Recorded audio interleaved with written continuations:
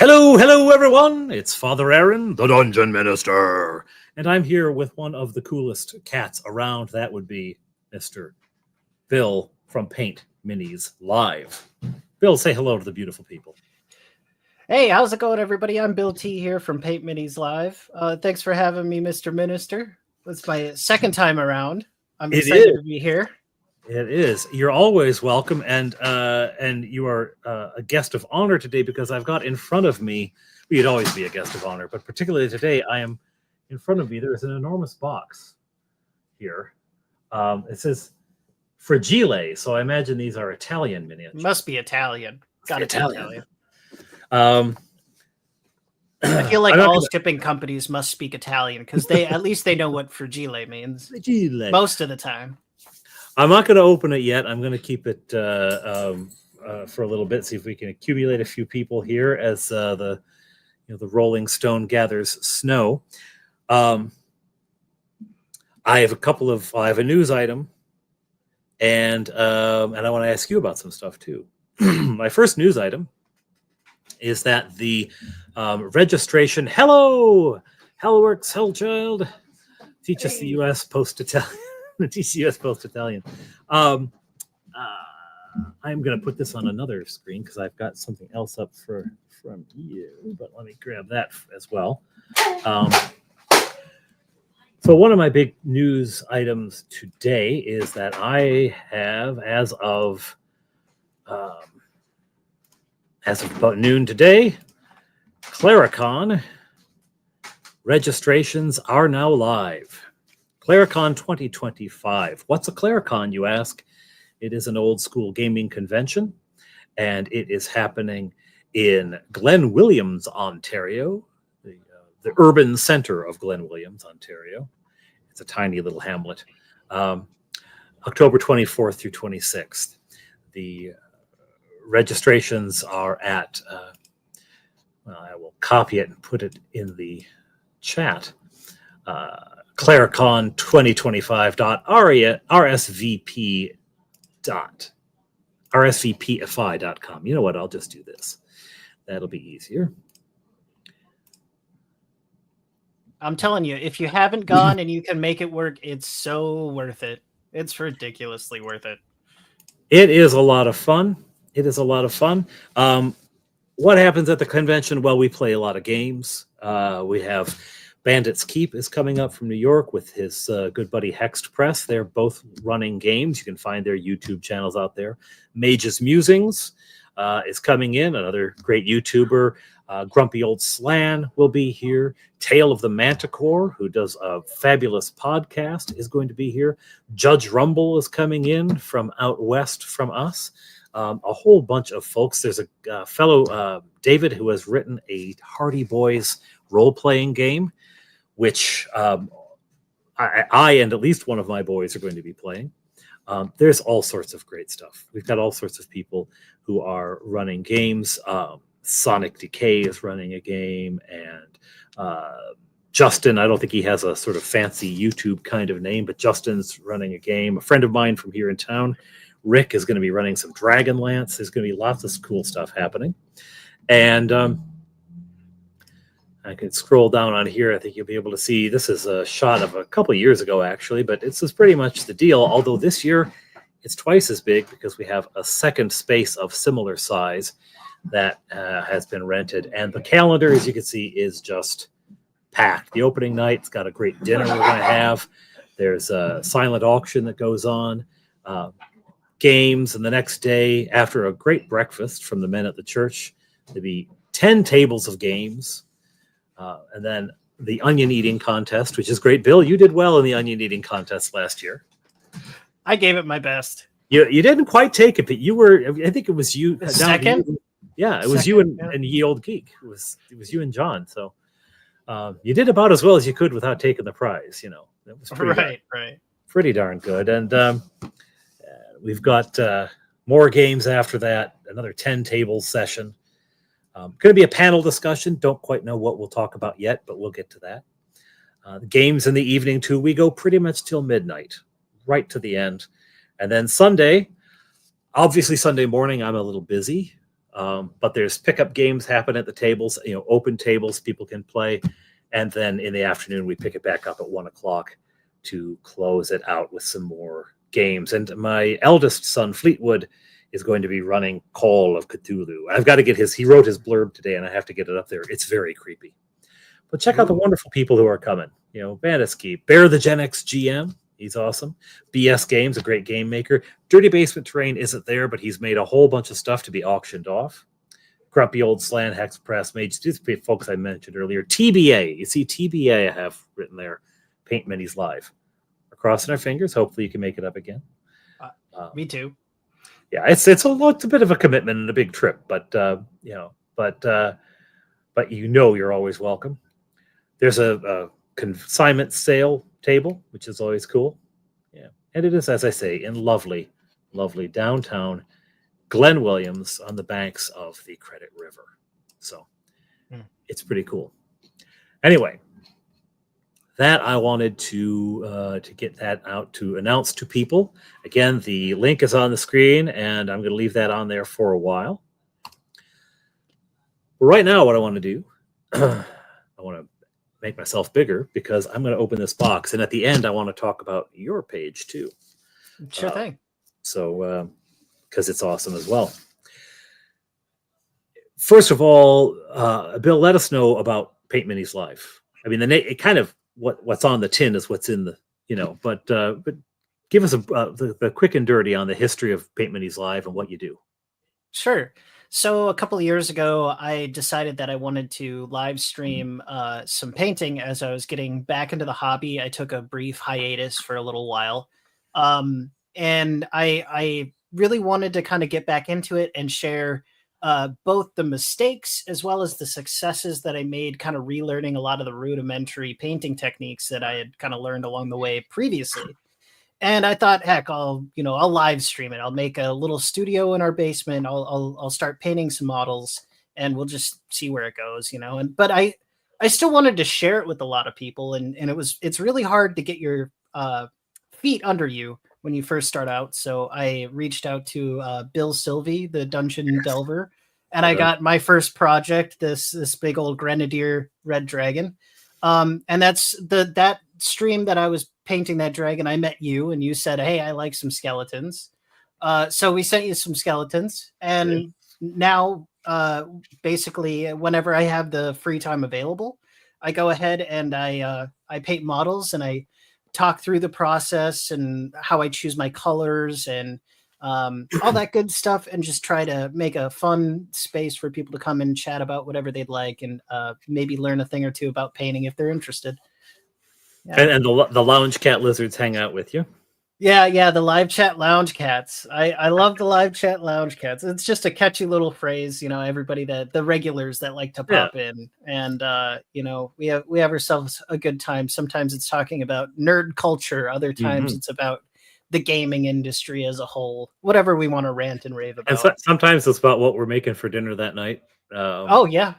Hellworks, Hellworks. It is absolutely an awesome space. One of the things I love about your stream, Bill, you are boundlessly enthusiastic to greet everyone who comes in, and you ask how people are doing, what projects they're working on. So people share in the comments the kind of stuff you're working on. People talk about their own stuff, and you share tips on this is how to, if your airbrush gets clogged, this is how I always unclog it. This is what I do to prepare it, to put it to bed, for instance. So this is how I mix colors for these things. It's nice if you're someone who's serious about painting. I have to admit I am not. I am deeply unserious. I use craft paints and garbage brushes from the dollar store. But if you're someone who's serious, Bill will teach you a lot. And frankly, even if you're not serious, Bill will still teach you a lot. I've learned stuff watching your channel. So it's a good place. I'm happy to hear that. And I think, my philosophy is it's very similar to another guy with a big bushy hairstyle. I just want to spread the joy of painting, and so what if it's, if what you want to do is just, my fox is brown and we put brown all over it. and like it's ready for the tabletop. That's fine. Like that your goal is to just make it as a display piece. Like, do you have fun? If you're Yeah. not having fun, it's not worth doing.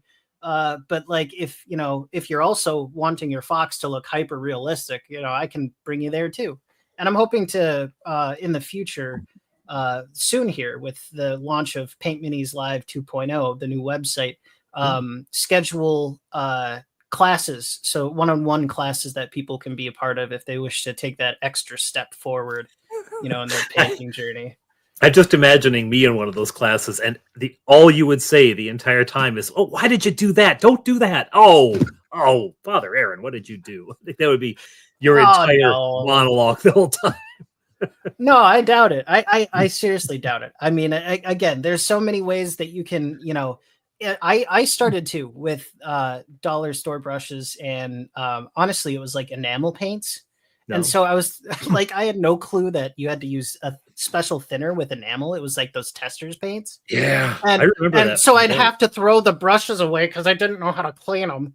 Like, I mean, I had just learning from mistakes, Back in the day, that's what you got, those little glass jars. Hello there, Sage the Dusty Page.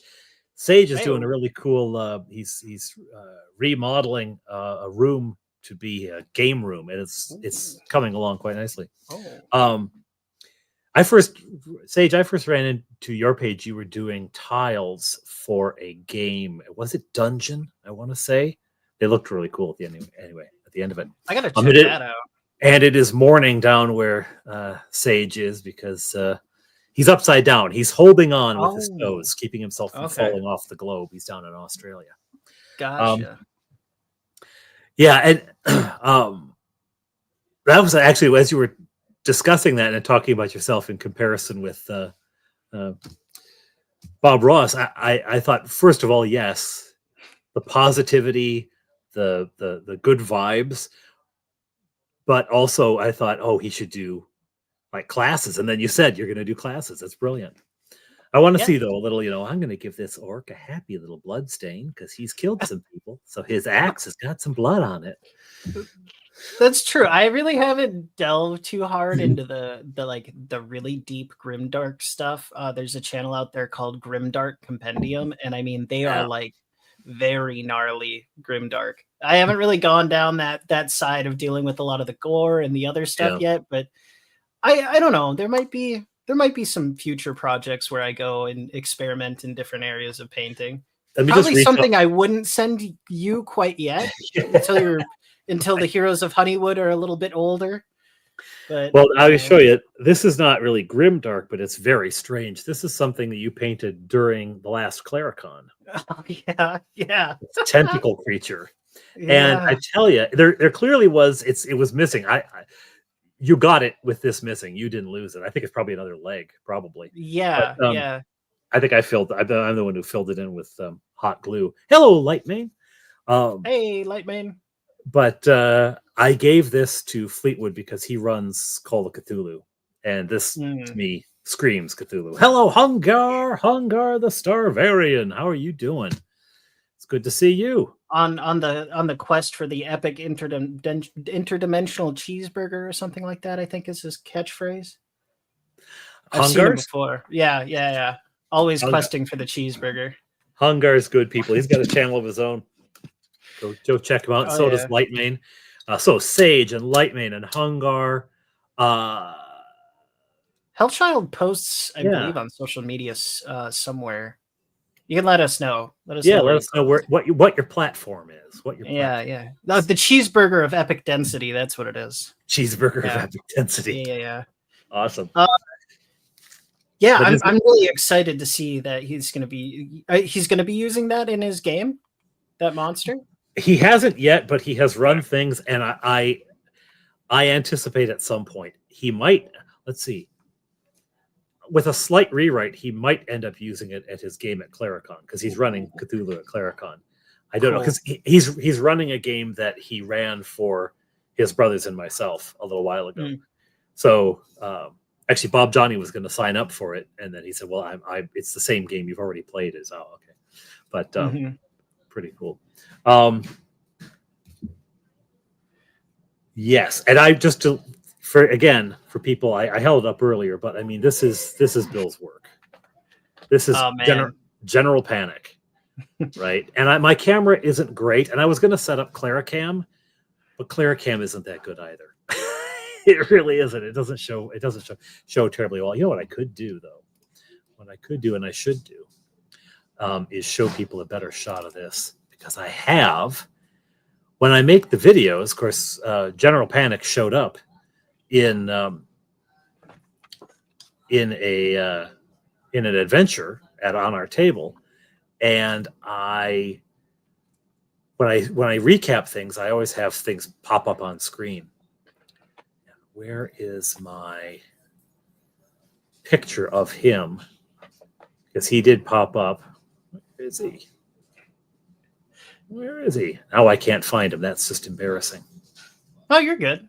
That's just embarrassing. Anyway, I do have at someplace I have a very good picture of General Panic, but y'all just have to be satisfied with the relatively slightly blurry picture from the live stream.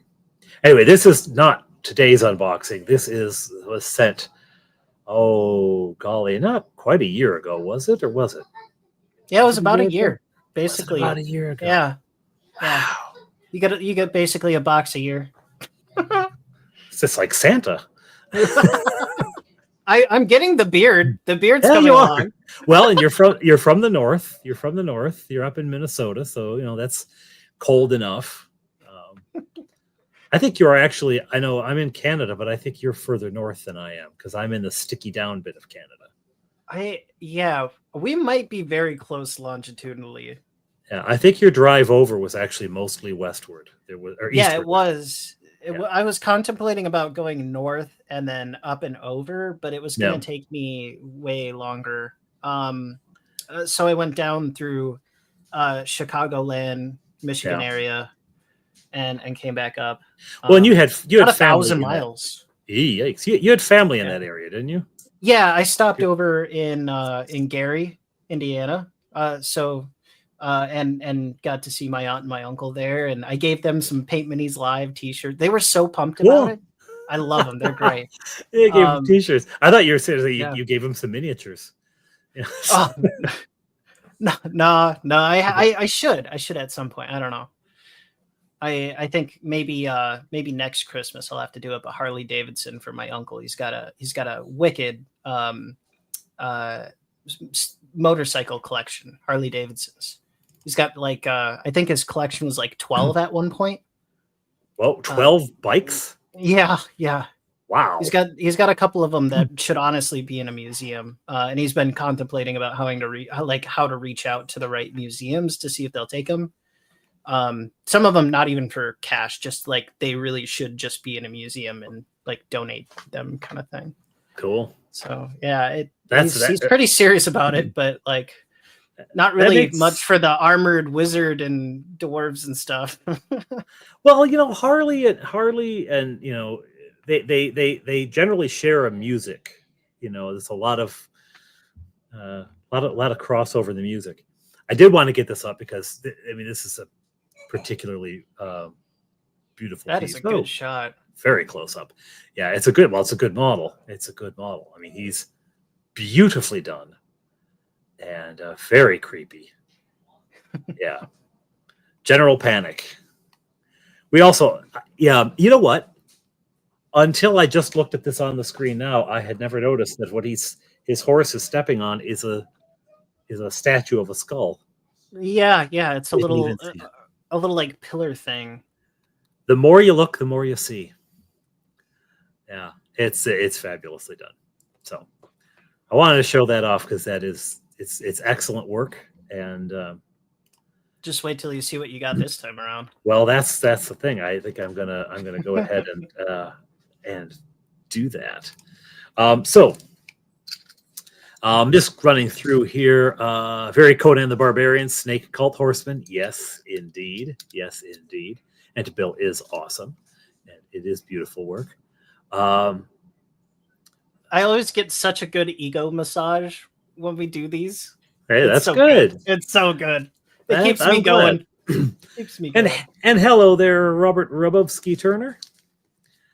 Tactical skull statue. Okay. All right.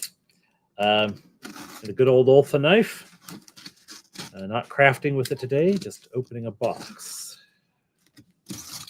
One side of it. Now, you said you wanted to talk me through the opening of this because there's Yeah. issues of delicacy, I assume, or Yeah. It's packed in there. So I mean, it's form fitting. It was the box that I got the next part in. So that's what I say about my T-shirts now. They're form fitting. you know, me and Sarah were laughing the other night because I told her, I was like, hey, you know what we got to do for the second half of this project that we send up to Dungeon Minister? We got to send him some Pop-Tarts. And then all of a sudden Lawrence comes on and he's got all the Pop-Tarts. Pop-Tarts. Oh, well. So who knows? You might be sitting on a stockpile of Pop-Tarts soon. I'm going to open a store. Right. Okay. So inside you'll find the main box, and when you open that up, you're going to want to open it up from the side, like away from the foam inserts underneath it. So you got to like look in there and find the foam underneath the tray. Just because it'll fall out the bottom if you. It'll fall out the bottom. What will fall out the bottom? Oh dear heavens! So you might want to just. It's fine. You might want to just show it to the camera. I can give you maybe a little more instruction there. Okay, so this is what's in here. Reaper Bones Mossbeard. But the difference between the way this is packed and what you'd find in the store is that this has been painted. Yeah. Very beautifully. Love the 80s wood paneling, Lexington says. You must be referring to you. Yeah. It's an old home. Okay, I see what you're saying. Underneath this box, the box doesn't have a bottom. This is the top of the box? Yeah, so you may want to like maybe flip it over and then pull out the foam inserts first before you get into the big tray of the painted model that's on top there, you know? Flip it over, cut open the bottom? Oh, no. You can take that. It's a whole separate box. That's in there. So take that one out first. Okay. I should have sent like printed instructions in like broken English and maybe a couple of random nuts and bolts from an IKEA set. IKEA instructions? I just would have sold it. Me with a big smile on it. Okay, so I've got it out. Okay, yeah. So now you're going to want to flip it over and find one of the ends that's got the little tabby thing. Yes. Yeah, there you go. This is like defusing a bomb. Don't cut the red wire. Don't cut the red wire. I cut the red wire. Cut the blue one. Cut the blue one. Quick. I have opened the flap. Okay. Flaps are open. What do I do now? Oh, okay. Yeah, now go ahead and just pull that. Slide this whole thing. Okay, this part is standard. This is standard opening box procedure. Okay. Got it. Yeah. Wow, this is huge, Bill. Yeah, it's just wait until you put it together. Yeah, I can tell. So then, you're going to want to lift the tray out and try and get those foam inserts out from underneath it. Okay. I see what you're saying now. Okay. Should I set this aside here and get to the foam inserts, or should I do this first? You could do the foam ones first. It's up to you. Foam first. Foam first. Insert tab B into slot A, says the chat. Why is there an Allen wrench? You should have come over and opened it for it. Okay, so I've got a bag. All right, yeah, okay, that's right. I did have the foresight. This has some wooden bits. Yeah. So let's open that first. I think this is going to be interesting. Put light mains on the right.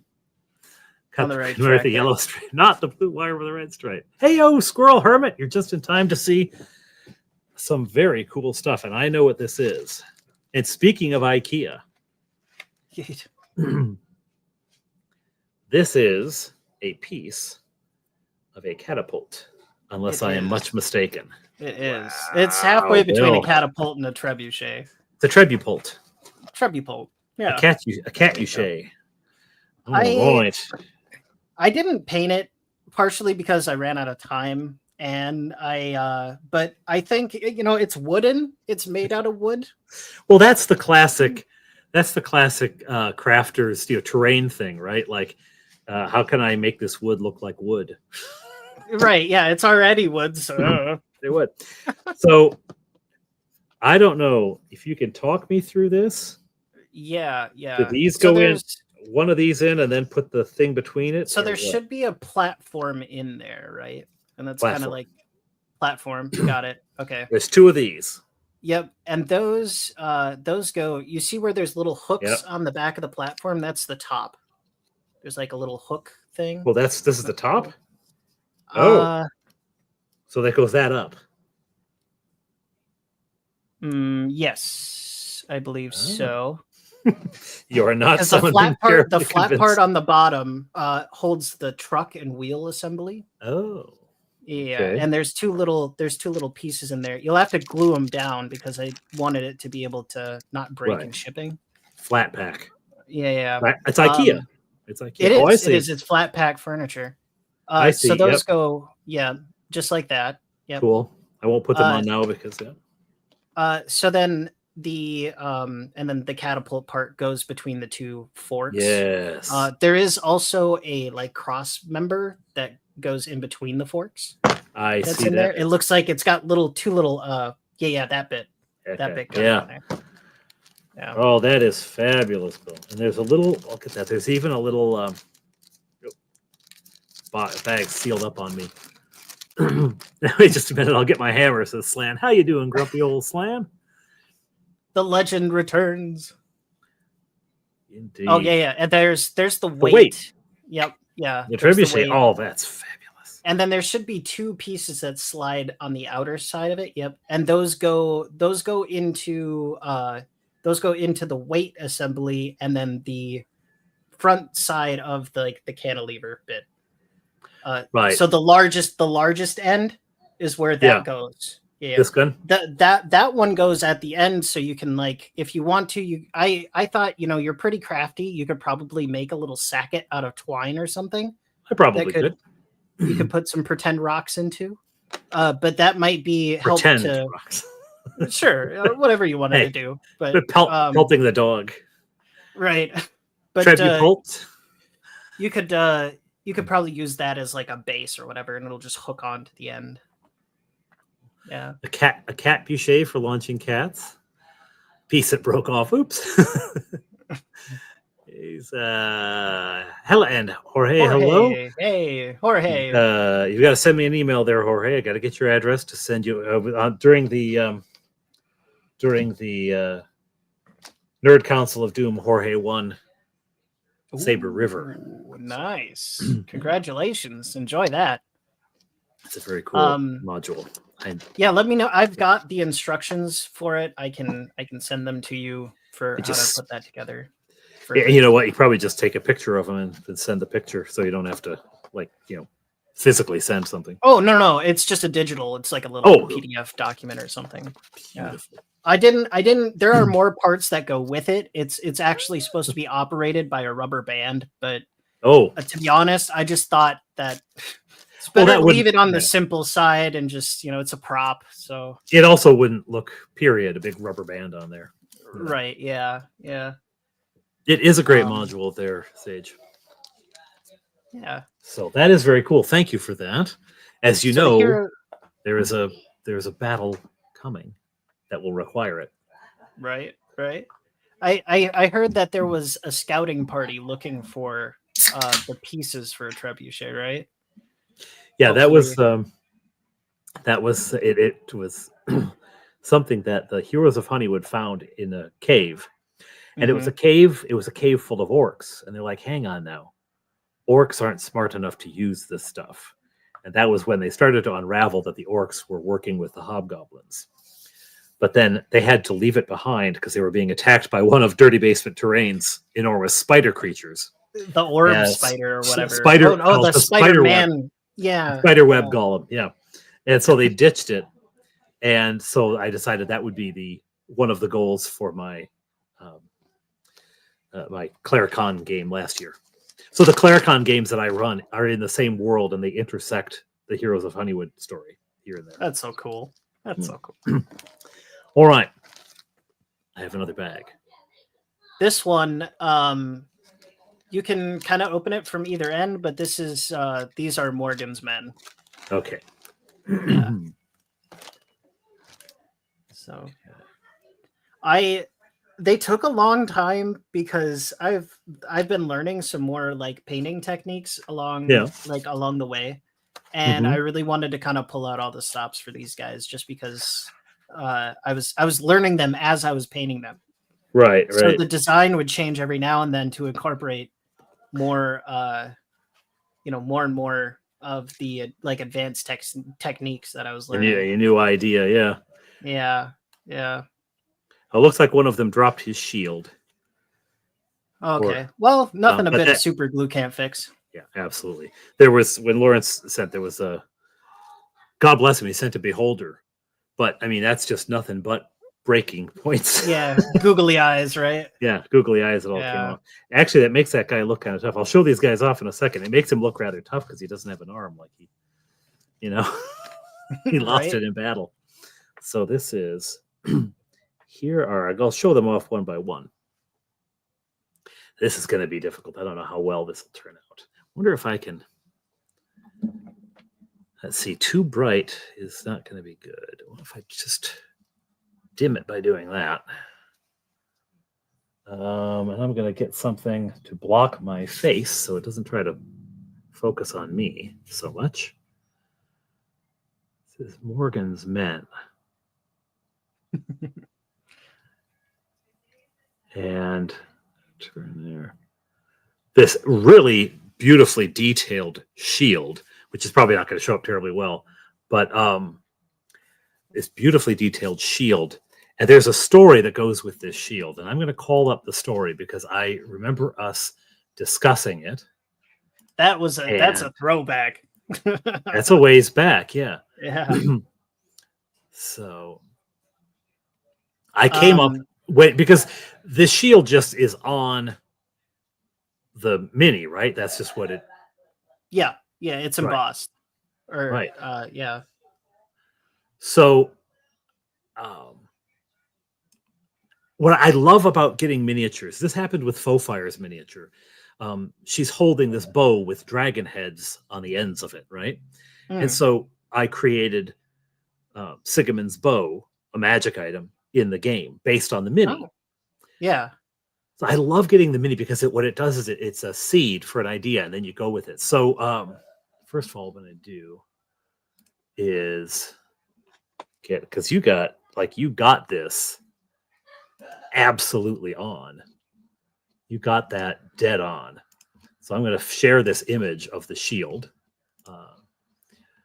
online here. Takes about 20 different steps to share anything. Oh, right. I know.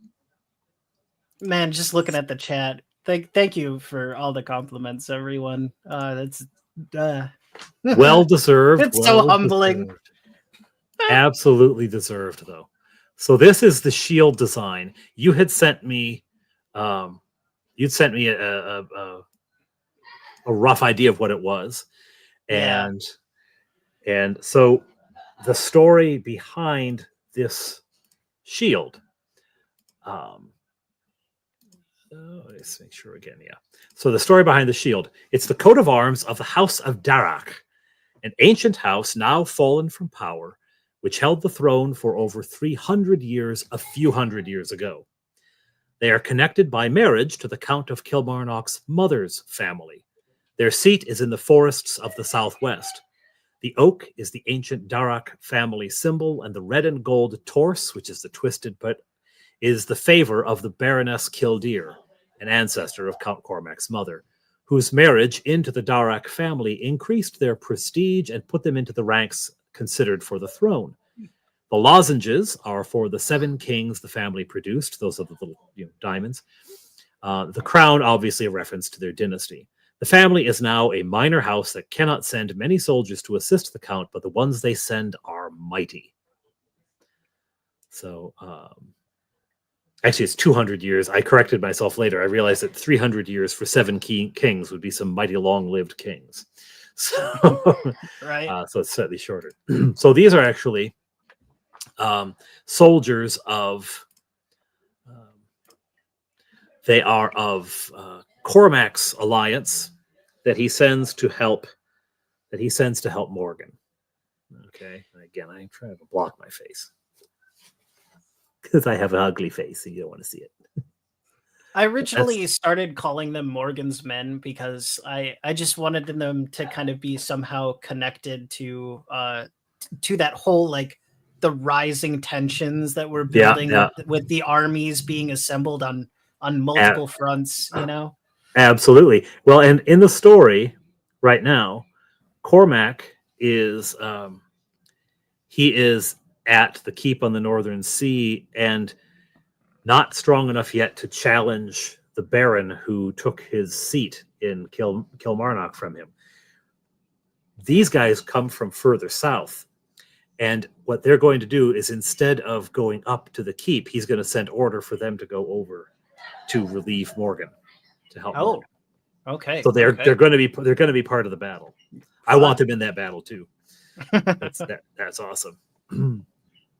Yeah, they have a great look to them. Okay, I'm trying to hide myself. Don't look away, don't look at me. I'm ugly. I am too ugly to be seen. They're fabulous though. Absolutely fabulous things. Thanks. Actually, I don't know that doing this is actually doing any good. No, it doesn't seem to be. I think I found a couple of ways to maybe keep the paint quality very similar, but maybe speed up the process a little bit for the Shadow Guard that are going to be coming to you soon. But that it's a much larger bill. I think it's like another dozen plus troops, and we've got another. What do we have? There's also Lord Cormac as well in his like down state.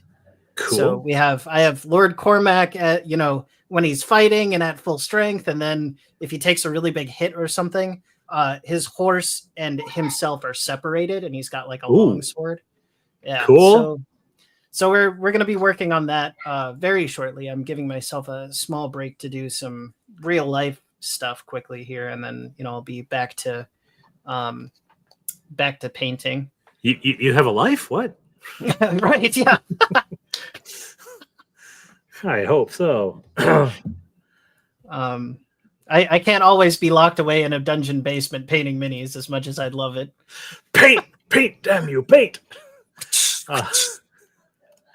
I'm gonna see if I got that. I just took a picture with my with my phone, and because while the video is not terribly good, the photos are better. I took a couple shots. I'll share one of these so that y'all can see a more detailed view of this. So share screen. Share. There we go. Just a beautiful, beautiful paint job. There you go. Get it nice and big. Nice. Beautiful paint job. I mean, the gradient, hey, see you, Sage. We all should have a coat of arms, Jorge. You're absolutely right. I'm going to go up and see it and just follow a few things. But the gradient you have on this, the way that sort of as the fabric folds, that it's lighter where it's kind of pooching out because more light's catching it. That's just amazing. That's just brilliant. Well, thanks. Yeah, that's a trick I picked up from Kenny Boucher at Next Level Painting. He does a lot of 40K stuff, but there's a lot of crossover between sci-fi and fantasy. The cloth kind of thing was something that I picked up from him. Yeah. While I was doing a couple of lessons with him. Same thing with the capes. I went a little bit harder with the capes though. They went to. I wanted them to be the calling card. It's the biggest part of the model. It's what you're going to see most of the time on the tabletop, and I wanted the capes to be just very standout, very contrasty. Yeah, and just kind of a pleasure to look at. They look great, and the shields. The shields. The shields really do pop. The shield. That was an entire day of painting for just the shields. I'm sure, because the detail on it. I mean, you can just see it on that picture. I should have turned the shield toward the camera. You can just see it on that picture, but it is highly detailed. Like, if I was dealing with that model, first of all, the shield would be one color. There. It wouldn't be that sort of gradient. I'd have done the trim on the top and bottom, not as well as you did, but I would have done it. But then when I got to that embossed bit, it would have been dry brush over the top, just catch it, and that's done. Just one color. Right. Well worth it. Zenithal with layers of color, dry brush, whammo. The whammo part's where I get caught up there, Squirrel Hermit. What my whammo is, oh, I just destroyed this mini. Bill's whammo is, look at this piece of art I have created. It's amazing. It's still a piece of art regardless. I wouldn't call it a destroyed model if that's your style of doing stuff. You know, that's who you are. That's your artistic language. That is who I am already. Yeah, I did a lineup, a blow up of Bargle, because I have a wizard that I made, Bargle, and a video it's out for patrons now. It'll come out for general public sometime tomorrow or Monday morning. And I mean, when you blow up the model of Bargle, like when you look at him on the table, it's fine, which is what it's for.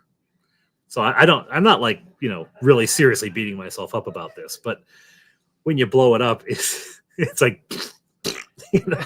yeah, huge splotches. It's huge splotches for the face. These though. I mean, some of those old minis, you got to make your own detail. Even if you're gonna try and do some competition level stuff, you still have to make your own detail. Like those really old school metal minis, sometimes they don't have a ton of it to work with, so you got to make your own. Well, the metal, I think, coming out of the mold, the metal must have been harder to get, to keep a detail. I don't know. I've never molded in plastic or in metal, so I have no idea.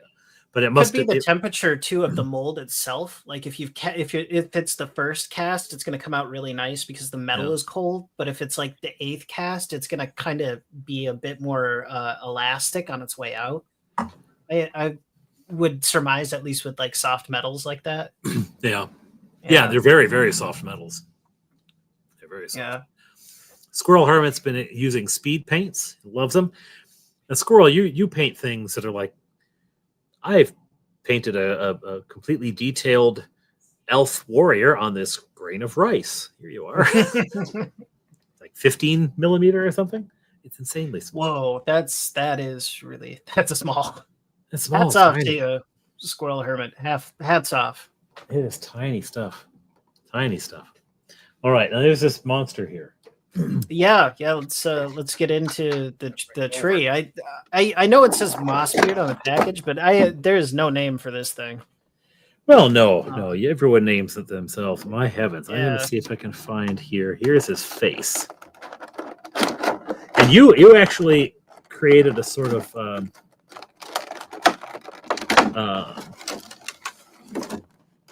I suppose it's right next to the microphone. I suppose you can all just hear crinkle, crinkle, crinkle.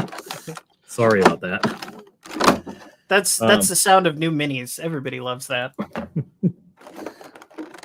I hope it's not the sound of me breaking a mini. Your heavens. Get out of there. Some of it is in there a little bit. You got to like reach underneath it and hook it up. I'm just trying to get his head out here to start with. You had come up with a sort of... I could take that guy off the screen and help us up. You had a sort of mythology for this guy, did you not? You came up with a sort of backstory? Yeah. Well, I mean, not really a backstory, but because I never, I didn't want to kind of try to put stories, I guess, in your head because, I wanted to be, it's your thing, man. Like, it's what whatever you do, but like, I tend to create my own kind of headcanon as I'm painting things, whether it's for Warhammer or for fantasy or whatever. And part of what sparked this for me was watching the Arbor Day song recap that you did last year. Okay, And yeah. it was the one where the heroes had gone to the forest with a strange magician with a seed that they had to plant, and the Yes. pathway to get there was the Arbor Day song in notes, like written out. Yeah, the oak and Um, ash and thorn, yeah. oh yeah, that's the name of the song. There you go. Yeah. Yeah, Yeah. Oak and Ash and Thorn. And I saw this model at a local game shop, and a lot of the times they really don't move these large models because like younger painters or just painters without a ton of experience get really intimidated by them. See, I would So think I would think they would be more likely to say, "Oh, I could do that. There's no detail. It's a lot of detail, actually. It's a bunch of detail." But you'd think you'd look at it and say, "Oh yeah, it's bigger, so it'd be easier." right. I get intimidated by the small stuff. So I so I picked it up at like a deep discount, and I decided like I'm just gonna paint it up. I did that with Bill Sylvie's Thank You Dragon 2. They just heavily reduce it because they want to move the inventory.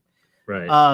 And so I picked it up, and I was like, man, I wonder, in Father Aaron's world, that tree, the Lord of the Trees, I Yeah. wonder if he's got maybe like a royal guard or some type of emissary or something that he would put its sentience into to literally be the policeman of the forest, Cool. and kind of seek to try and seek equilibrium should there be times of threat to nature or the balance of nature kind of deal. And so I kind of went with that idea and just started painting and getting this guy kind of towards tree man, but happy tree man, not angry tree man or bad evil tree man. He's good tree man. Well, the other trees I had,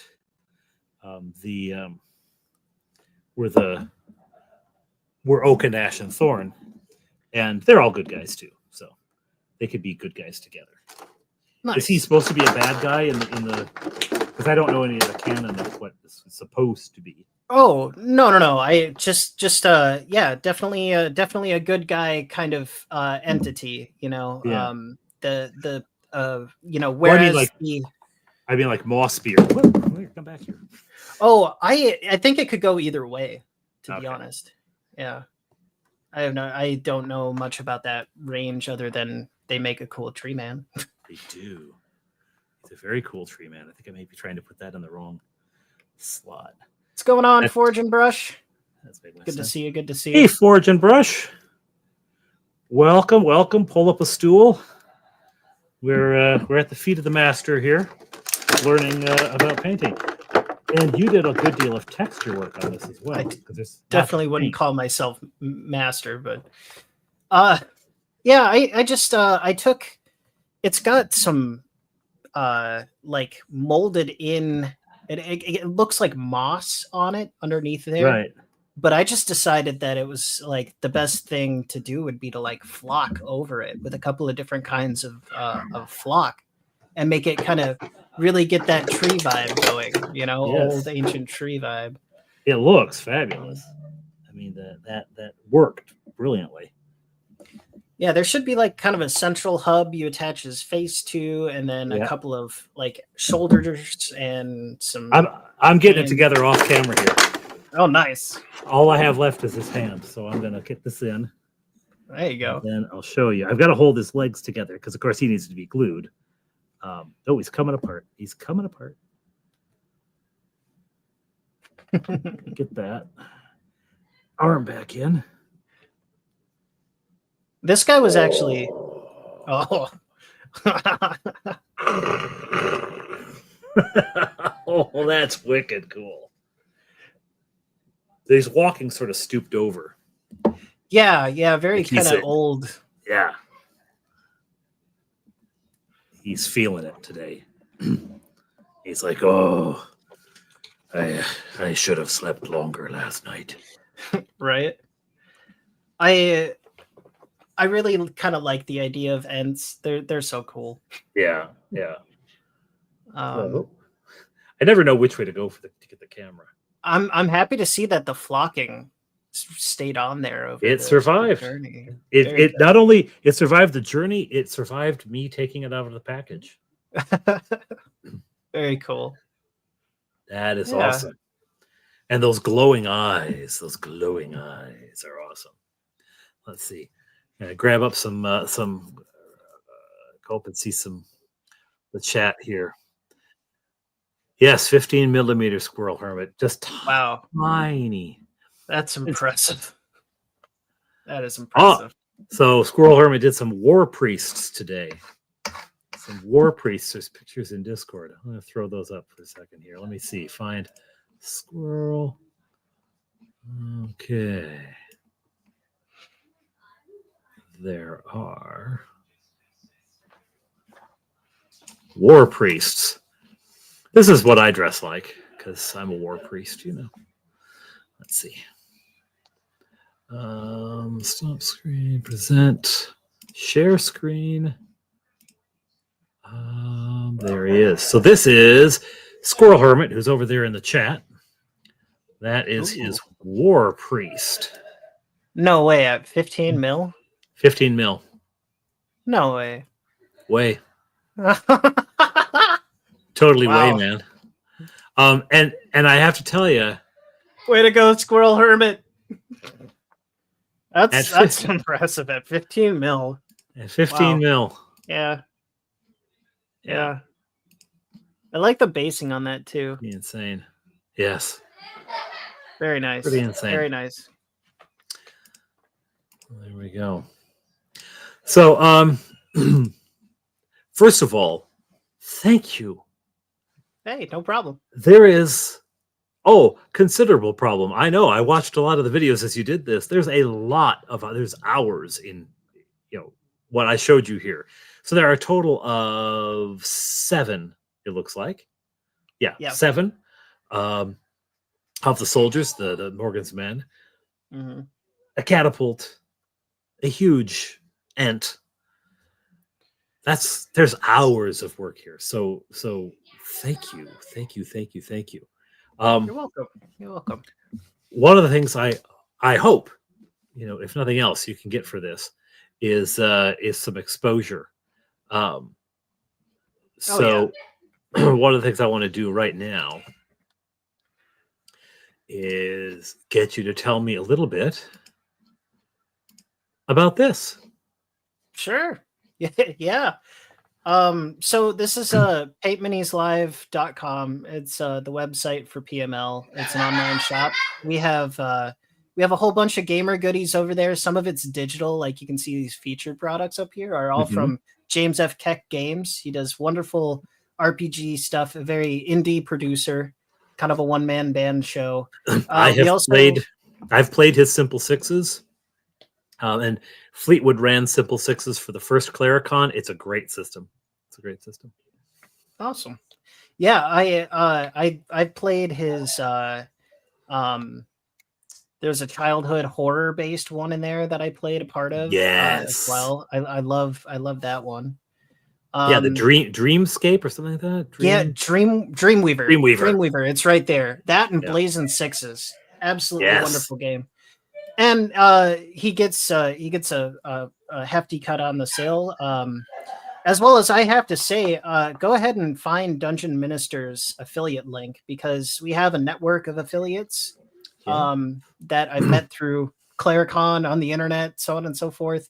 If you enter the store with their referral code, they'll get almost 10% of the sale, 9.85%. So you can pick up paints, brushes, other model related accessories there, as well as some of these game elements. We've got even more on the way with Paint Minis Live 2.0, the new website. There's a ton of more offerings on there, as well as a page. I think you can see if you go up there where all of our affiliates are. Let's see. Affiliate, I think. Affiliate, yes. Yeah. And you can scroll down a little bit and see all of our PML affiliates. There they are. We got all the good people here. Loads of the old geek. I recognize a lot of them as people who were at Claricon. What do you know? Networking, baby. Right. Yeah, So Frosted Fist. Yeah. PaintMiniesLive.com and the business side of PML is designed more or less to make sure that everybody can get a slice of the pie, no matter how big or small you are. If you're somebody that promotes gaming and hobby content, I'd love to have a conversation with you, no matter, again, how big or small you are, because I feel like you, the dungeon minister, as well as all these other fine people, are really a gateway drug into the greater hobby community. And I want to support you and help you with that in the best way that I can. You know, I'm trying to get. Here we go. Hang on. I put my affiliate link up there because nice. I got your website up, but then I thought, oh, hang on, I wanted to. Hey, there you go. Get my 9.85%. Indeed. Help fund your show, you know? Help fund the show. Absolutely. So just going to go to the shop and their categories. Now, this is the 0.1 version. Yeah, the 1.0. I think currently, I think we've kind of skinnied down on some of our okay. Yes. Yeah. Well, the creatures is when I paint something, I'll put it up there. But yeah, go ahead. Check out we've got some brushes from Monument Hobbies. They make some of the best stuff in the game. And that's what you would recommend. Yeah. Is that what you use? Yeah, that's who I partnered with specifically. I use all their paints, all their brushes, basically all the good stuff from them. You can find there. We also have a rent a GM program. We currently have 2 GMs that are able to take reservations for games, and that'll be even more refined in the future. But yeah, you can find them down in the rent a GM. Yeah. It kind of depends on what you want to play here. Yeah. Get Call of Cthulhu. That's pretty creepy. Than's running that. Yeah. So if you got a group and you're willing to spend a little coin, you can have yourself a wonderful time with Than. You know what? A lot of those things, what those are rent a GM kind of things are good for. A lot of times is for corporate events and for event kind of things, because everyone in your organization is already up to their ears planning stuff, and they want to just go and be a participant. Right. And D&D and role-playing games in general are very good sort of collaborative things where people can, work together on stuff. So that would be a good use. PML this year is going to be dipping into, if you're in the Minneapolis metro area, we're going to be dipping into birthday parties and corporate events as well. I've got a module that I want to teach corporately where everybody paints their own individual model, but then also paints a model like a larger one.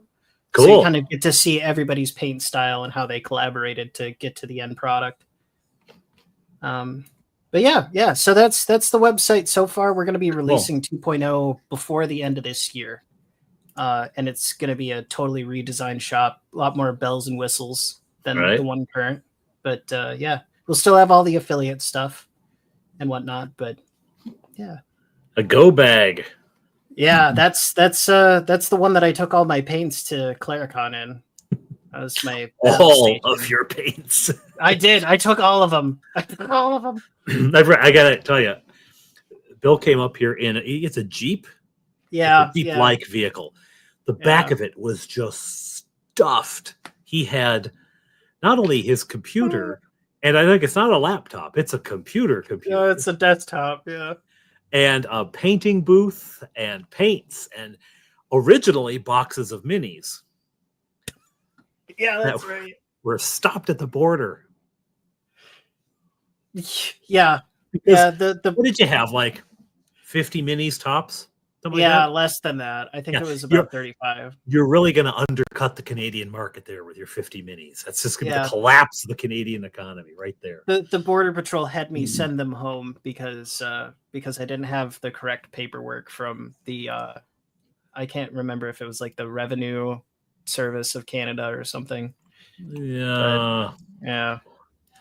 Just and you are, I mean, I have to say, Bill, you are not a fly-by-night guy. You cross your I's and dot your T's. You are on top of things. You are like, making sure you've done all the proper preparatory work. You are careful and meticulous and responsible. Like I'm Mr. Fly by Night, but you actually take time to do stuff. Yeah. So for you, of all people, to have that problem. Yeah. And just for anybody out there in the replay or that's in the chat, Paint Minis Live is a registered business. It's, it's 100% legit. You have an area to get tax statements for reporting your income for tax season if you decide to join Team PML, and get some monetary funding for your channel. You'll get tax reporting documents from us. So yeah, there you go. It's fabulous. Yeah. It's fabulous. Well, I'm really excited to see, I hope you don't mind, but I do have a couple of questions for you just to see if I can poke just a little bit, find out any more information ahead of time. You can poke. You can poke. I'm going to sort of like alternate questions from you and comments on here. So go ahead and ask. You shoot. All right. Well, so I'm wondering, with Claricon on the way, are you going to be doing another game table associated with the greater campaign at Claricon this year again? Absolutely. It's going to intersect the main game. I'll tell you, I have 2 ideas, and I'm running 2 games, so I'm probably going to do both of them. One is heavily dependent on where the players take the game between now and October, because obviously I can only plan out so far. Now, this last year, 2 years ago, I designed an adventure that happened in the same world and involved the same events, but it was across the map. So it kind of didn't matter what the players were doing. This bit was going to happen anyway. It had to do with their adventure, specifically the raising of an undead army. See also Bill's Horde of the Damned, which is what that skeleton horseman, that he's the general for this army. So, and I don't think I knew that the skeletons were coming at that point. No, I'm sure I didn't. But I knew that Bargle was involved and that Bargle was going to be veering into necromancy. So that's... Last year, though, I waited to write the adventure until closer to the date. Now, in October, as a family, we didn't play much because Claricon was coming up. I had all that planning to do. And, but we had played in early October, I guess. And I knew where they had left off the story. So I based last year's adventure off of where they had left off. They had lost the catapult. They had been scared off by the spiderweb golem. So those were the things. Those were the things that were out there. Right. And I had a general idea, because they were just running at the table. I had a general idea where they'd run to, but I hadn't designed every square inch of it. So I designed the whole map for the game for Claricon. This year, the 2 ideas are one game that I will wait to design until very close to Claricon, because it'll be based on where the players are. And I'm hoping that I can design it in such a way that that the heroes of Honeywood, or at least 1 or 2 of the heroes of Honeywood, will actually show up as NPCs. Oh, that would be cool. Yeah, that'd be fun for people for anyone else. No, but for people who like the show, who like the story of the heroes of Honeywood, yeah, it's kind of cool. The other thing is, I want to set a game. I want to set an adventure in the far history of the same world, because a lot of what they deal with, Haramod and Evalio, and even the the long-standing feud between Bargle and his cousin. Bargle has supplanted his cousin as the Baron of the Vale of the Blade, so he's taken over. A lot of these things, I have a history for where they come from, and I have a history of the founding of the Kingdom of Strathunwyn. So all of these things, it's all these adventure ideas that could take place way back when.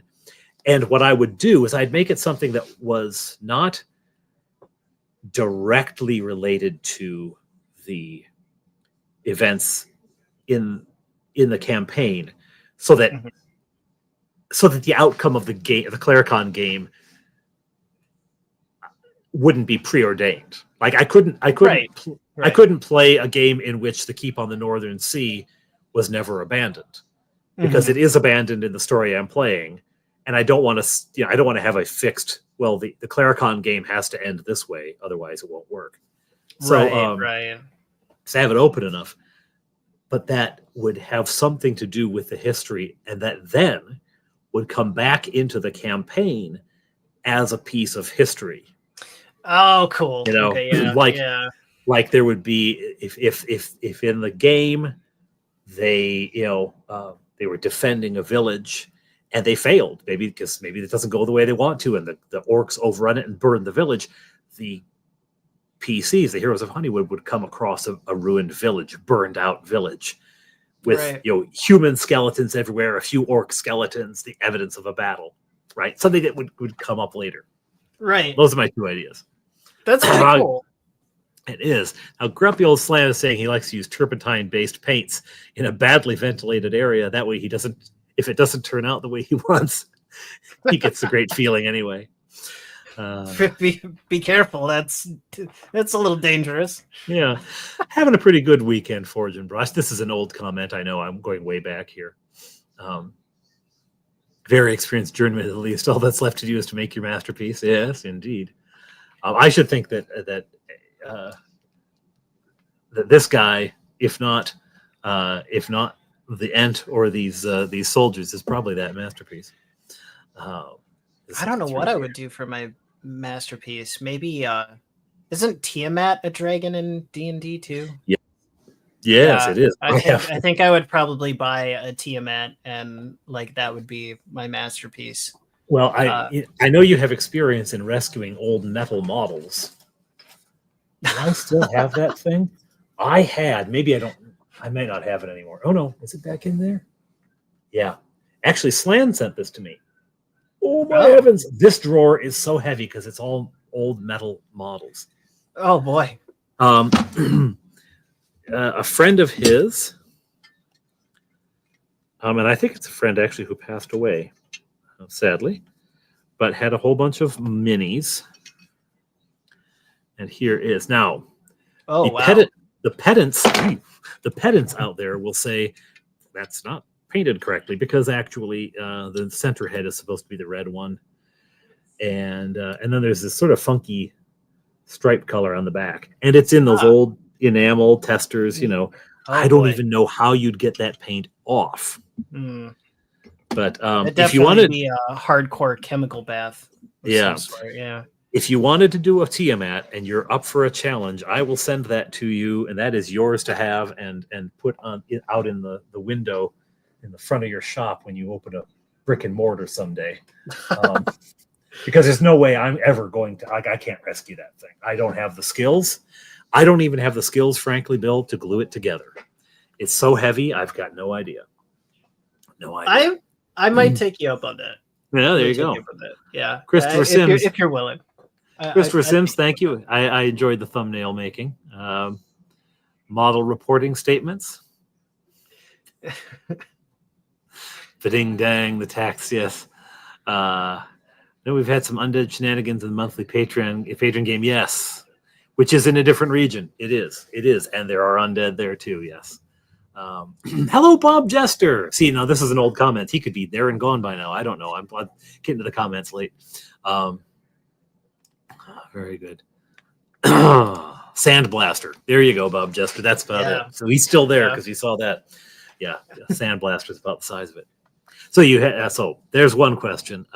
Yes, there will definitely be Honeywood campaign involved games at this Claricon, and they will be recapped as always. That's part and parcel now. I always do that. Yeah. So is D&D still hot as ever in your house as it was, last year? Is it still? I know talking to you at Claricon, you were like, yeah, it's kind of a big thing for us. Is it still the same? It's still so.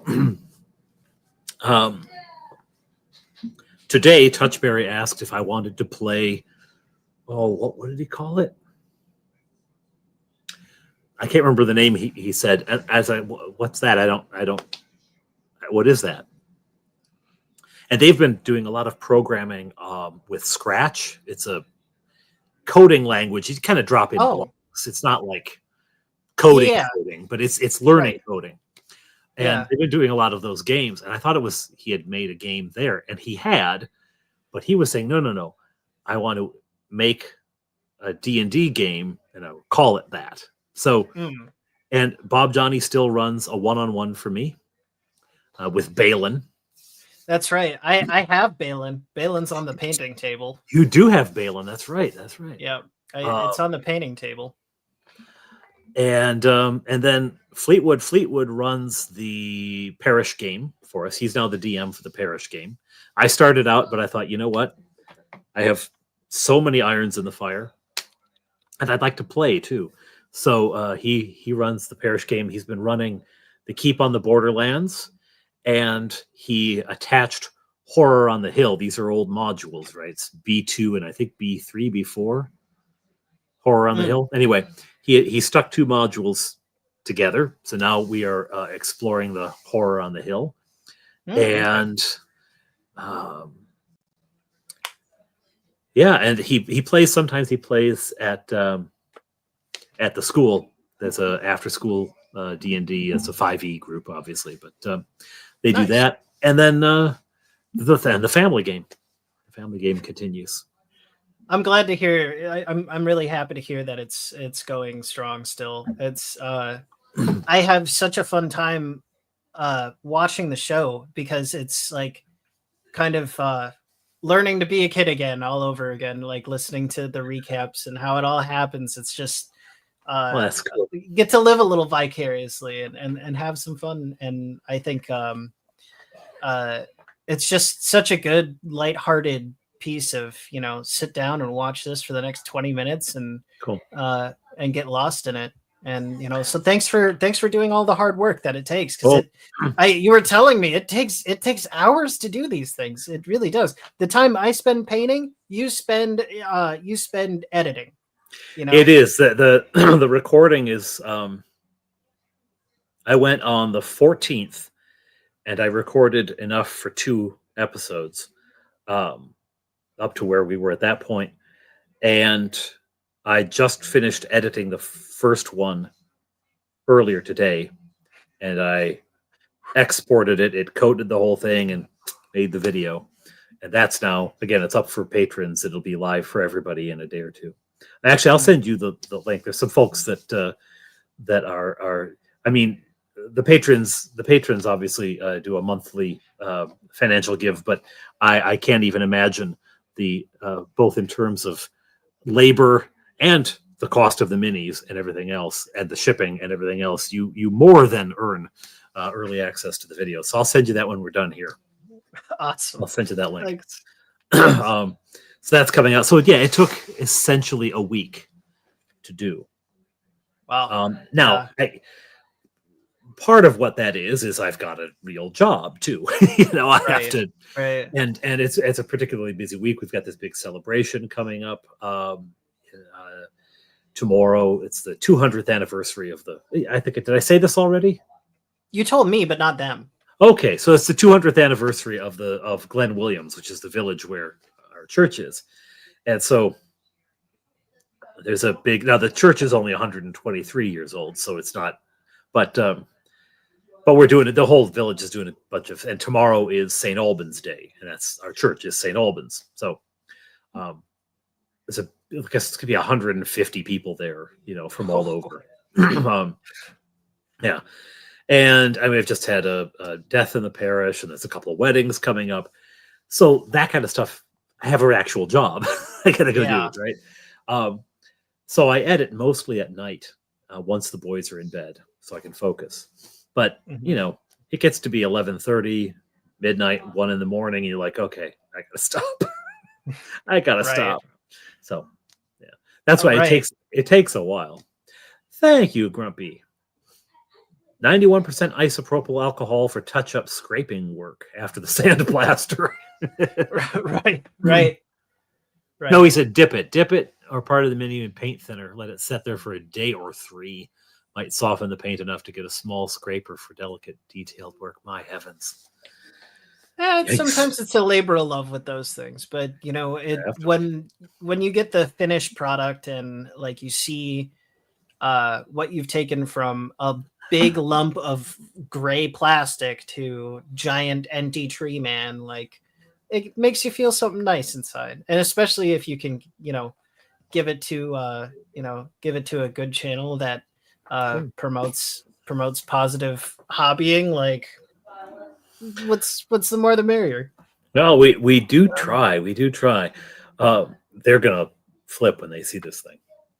and the soldiers too. Are you gonna send me another reaction? I will. I like to. So when the Horde of the Damned, as Bill titled it, the Skeleton Crew came out. I just recorded audio of the table, because I usually lately I've been recording the events at the table, because inevitably what will happen is I'll be recapping it and I'll say that Fleetwood did something, and no, that was Bob Johnny who did that. Or I'll say Bob Johnny did some, no, that was Touchberry who did that. You left out the part where I did this. You left out the part where I did that. So, because I'm 52 and it's starting to show. So I record it now so I get it more accurate. And but I knew that was coming out too. So that actually may have been the first time I recorded, was that session, and put it out. And so when the minis came out, of course, around the table. So awesome. I suspect these will have a similar impact when they come out. Glad to hear it.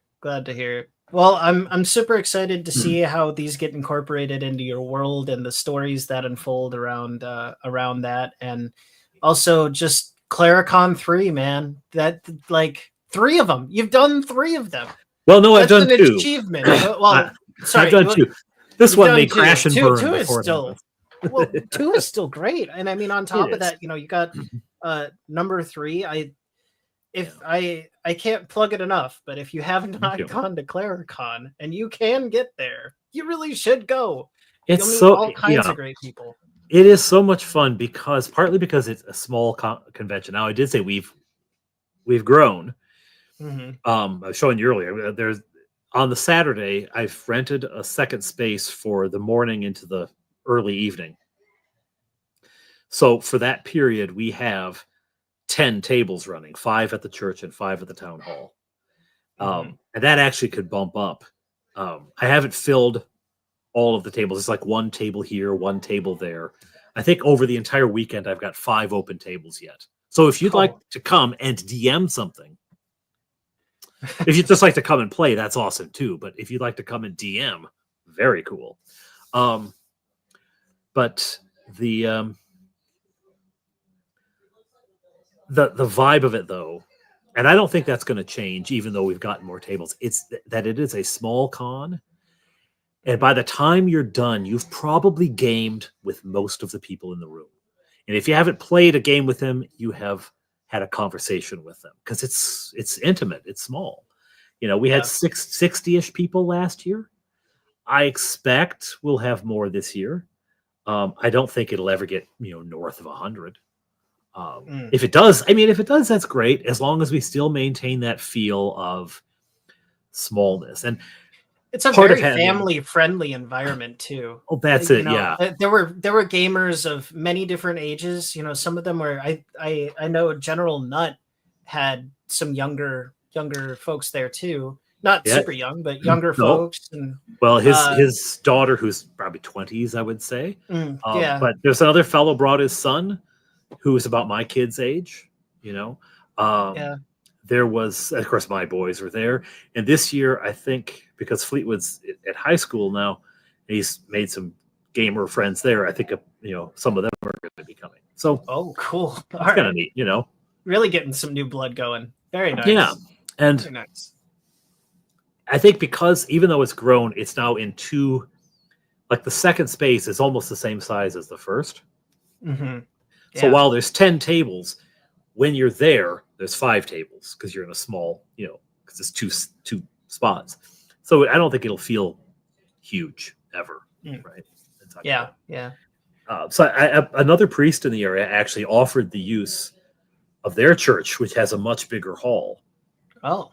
And I said no for 2 reasons. One, it's set in Honeywood, because the village where the church is the village in my game. I just renamed things, I even used parishioners. Hey, Tonka Todd, how you doing? Hey, Todd, the legend, the man, the myth, the legend. With the pink hand. Yeah. So I even used local people in the village. There's a couple. They're wonderful people. They became I amalgamated them, and they became the Druid Rupert. But so one thing, because it's Honeywood, and the other thing because I wanted to keep that small feel. Right, for sure. I think have you ever thought about, like, is there any way you could pitch a tent on the church grounds? Because like it is so, just the grounds there is so nice. I mean, the river that runs through there. Let me ask you, are you talking about an event tent or people who come camping out and then playing games? Camping out, playing the games.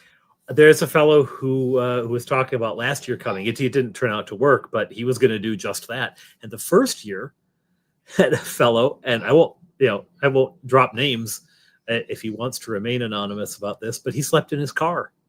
And it wasn't I can't afford a hotel room. It was just like, no, I prefer that. And when I say sleep in his car, I think the back folded down and he had a proper bed back there, a camp bed kind of thing. It wasn't like, curling up in a CRX or something, but it was a proper car. Yeah. Right. The grounds there are so pretty though. Just every time you arrive, or like you just, you get out from a game and maybe there was somebody who wanted a cigarette or something. So you'd go out and talk in the parking lot about it. And you're surrounded by just a beautiful scene of nature, like a very high hill in the back. And you could hear kind of a little bit of the river running in the background. It is. I mean, Glen Williams is the name of the village, and it is a glen. It's been carved by the river, and so where the church is, there's a lower lawn that used to be a mill pond, but they've taken the dam out, so it's grass. So you can get right down to the river there, and the river wraps around the church and the hall, and then across the river it goes straight up. That's the where the river has carved out over the centuries. There's a cemetery up there at the top. Oh. But that slope is all wooded, so it's just like being surrounded, especially in late October in Ontario, right? It's pretty. Yeah. Surrounded by trees. RPG Dad says, if there's a Claricon 4, I hope to attend. Then I can see everyone I've met through YouTube and through social media. I had to a Gen Con a couple of years ago. Gen Con would be on the exact polar opposite end of size from Claricon. Talked about camping out if I attended. Yeah, there you go. You got to come and do it. And don't rule out Claricon 3. Claricon 4 will depend on a couple of things, how Claricon 3 goes, and if I'm still alive. So those are the 2 factors. Right. Well, Slan, after my surgery, I could safely say if I was going to do any better, I'd have to clone myself. God bless you, Tonka Todd. God bless you. Yeah. So surgery went well, I hope, Tonka. I hope all that went well. Yeah. I think he's still recovering, if I recall. Yeah. From some of that, but yeah. You need a passport. Nah. Bill here. Oh no! You need a hide passport. It in the back of his Jeep. He'll sneak you in. He's gonna have a bunch of minis hidden under. No! Don't even put that out there. I don't want that. I don't want. Have you seen those shows that people mess with the Canadian Border Patrol? You don't mess with those people. You just don't. The Canadian Border Patrol? Yes. Yeah. The CBP. They're they will. Smuggler Bill. Yeah, no, I don't want that reputation. I'm good. I want to go to Claricon 3. he's gonna get on a boat and just go across Lake Superior at night and hope no one sees him. Oh man, they're gonna stop me at the border. But we have come up the river. We have some logs from a live stream. Did you come here by boat? No, you're coming here by car. Yeah, okay. We're gonna need to check for people in your trunk and miniatures as well. Yeah, I can't believe the border security is watching this live stream. They're everywhere. Right. Bringing back maple syrup and medicines. That's right. Right. Smuggler Bill. Well, thanks so much for having me. Thank you for Father. coming. I appreciate it. It's I don't have any AC in this part of the house, and I'm kind of dying. Toasty. Well, It's like, and the computer here has got me sitting at about a solid 95 degrees Fahrenheit. Quickly before you go, though, just before you go, yeah. What's the next thing for PML? Well, the next thing for PML is to get your Shadow Guard on the way to you, as well as the couple other, certain things that I have in store that I might not want to disclose. But, the Shadow Guard is next for PML. After that, kind of sky's the limit, but really going to be trying to launch the new website that's going to be much more user friendly for everyone than the one is currently. I've been thinking about a little bit of like 40K stuff. I've had a relative try to pull me into doing some Heroscape painting. They're trying to suck you into it. Yeah, they really are. So there's always something exciting and fun at PML for whatever kind of suits your fancy, whether it's fantasy, sci-fi, or so on and so forth. It's just whatever we're feeling and whoever we're doing it for at the end of the day. So yeah. So I'm interested if when you do the Warhammer stuff, because it's not a game I play. I have nothing to do with it, so I don't know any of the lore. I don't know any of the stuff, so it'll be interesting to watch. Yeah, for sure. I kind of got my start back then. I recently did a tour of Rogue Robot. That was the original game shop that I ever first set a foot into. And picked up my first box of Space Marines, and lo and behold, 10 plus years later, I'm coming back to the same shop and picking up a box of Space Marines to do it all over again by popular demand this time.